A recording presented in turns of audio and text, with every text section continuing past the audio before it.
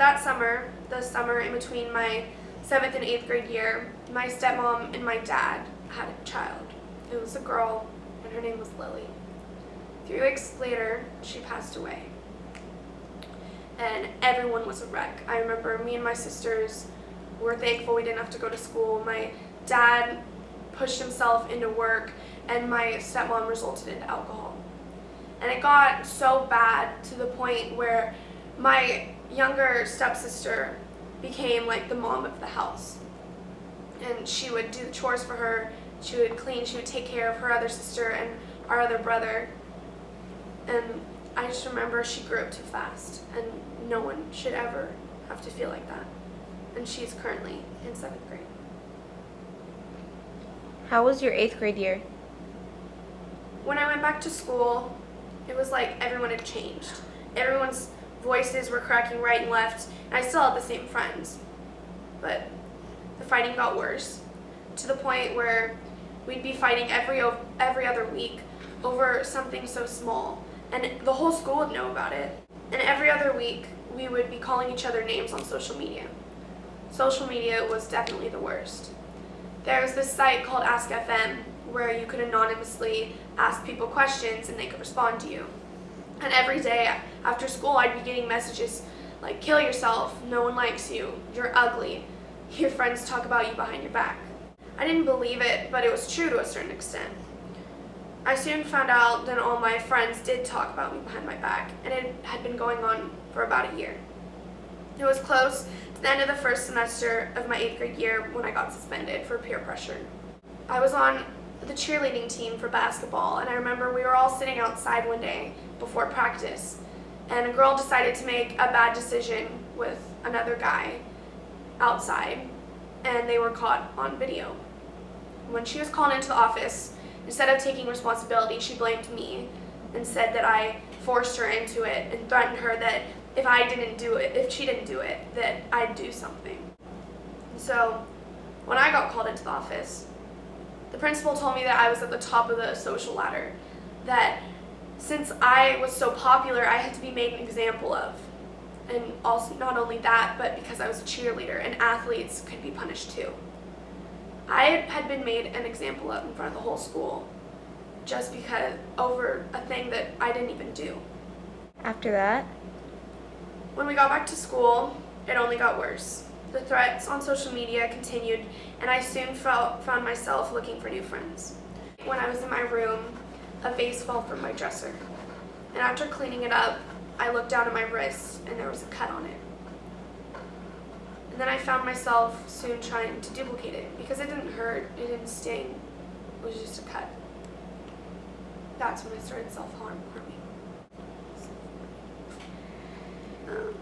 Every day I do it after school, and I just think about the messages on social media and my friends who hated me and my sister who died and my parents and school, and then I realized I wanted to die.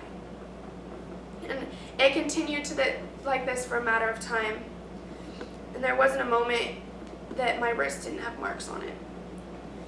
And a couple weeks later, I received a message from one of my old friends.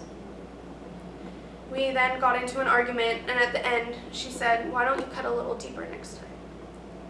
That's when I realized that it didn't matter if I existed, it didn't matter if I was here, because I was already dead. No one was really looking out for me, and everyone hated Emily bitch, and I hated her too. What happened?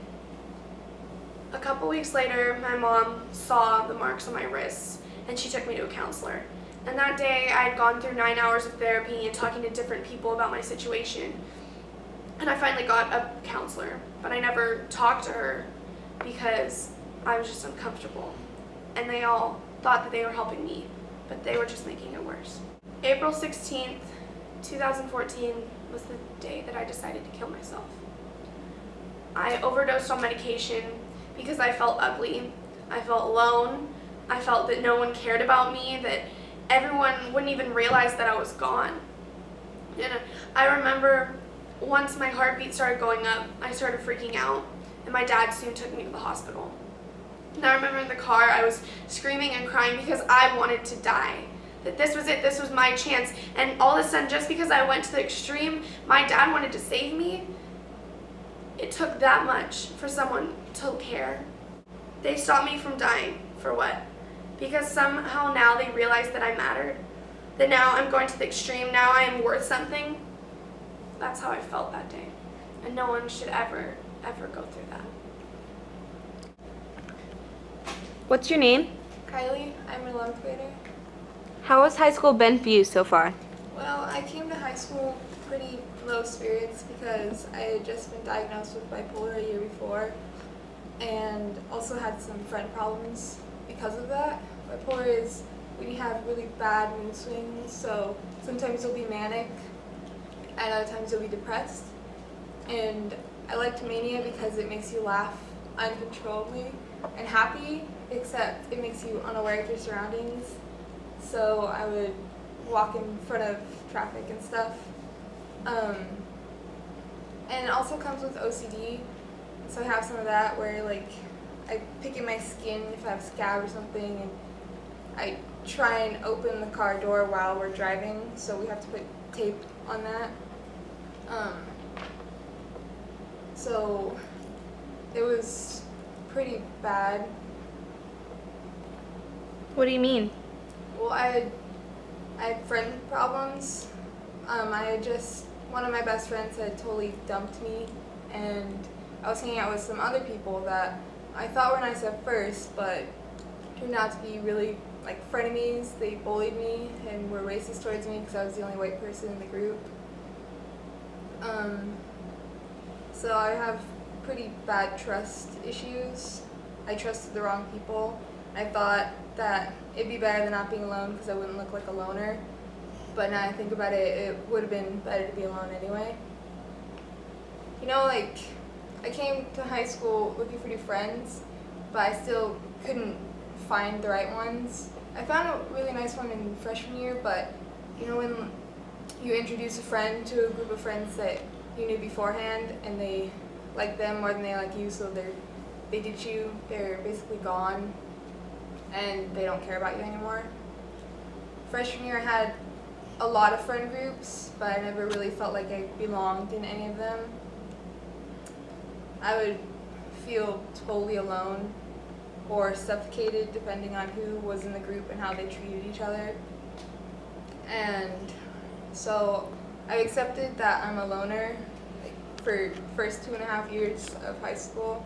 My place at lunch was in the back of the library behind a bookshelf that no one would bug me. I mean, it was comfortable, but also pretty lonely. How was your home life going at the time? Well, at the time, when I was 6 or 7, my mom left my dad with me and my sister because he was abusive and crazy and a drug addict. Like, he would hit us. I just know my mom was talking about it where the last night before we left, he had been on drugs or something and he had told her, "I'm gonna break Kylie's arm." And mom's like, "Why would you do that?" He's like, "Do what?" So he'd completely forgotten. So mom's like, "We gotta get out of here." So I don't really remember the beatings because I think it was trauma because I was so little, but my sister and mom do, and they don't really like to share. How are things going on with your bipolar? Well, I was okay. We were still trying out new medicine, but this year I tried out, my medicine's been switched a lot of times, I can't remember, but I had this one a few months ago that was really good at first. It made me happy and less depressed and not manic, but then I had really bad side effects like uncontrollable eating, so I gained some weight, and bad sleeping habits. I had 34 absences this semester because of the medicine. It also destroyed my immune system, so when I used to never get sick, I get sick a lot.